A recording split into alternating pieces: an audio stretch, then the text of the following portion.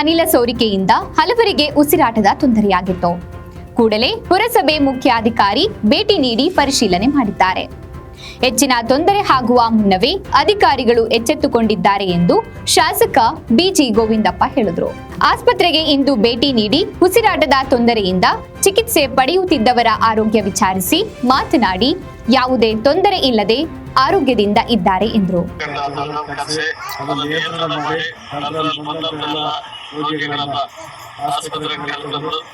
ಎಲ್ಲ ವೈದ್ಯರು ಕೂಡ ಸೇರಿ ಆಸ್ಪತ್ರೆಲ್ಲ ಸಿಬ್ಬಂದಿ ಸೇರಿ ಎಲ್ಲರೂ ಕೂಡ ಸುಗಮವಾಗಿ ಮನೆ ಕಳಿಸಿಕೊಡ್ತಕ್ಕಂಥ ಕೆಲಸ ಮಾಡಿದ್ದಾರೆ. ಎಲ್ಲರೂ ಕೂಡ ಆರೋಗ್ಯವಾಗಿದ್ದಾರೆ, ಯಾವುದೇ ಚಿಂತೆ ಇಲ್ಲ. ಇರ್ತಕ್ಕಂಥ 4 ಪೇಷಂಟ್ ಇದ್ದಾರೆ, ಅವರು ಕೂಡ ಸಿದ್ಧತೆ ಮಾಡಿ ವೈದ್ಯರುಗಳ ಕೆಲಸ ಆಗ್ತದೆ.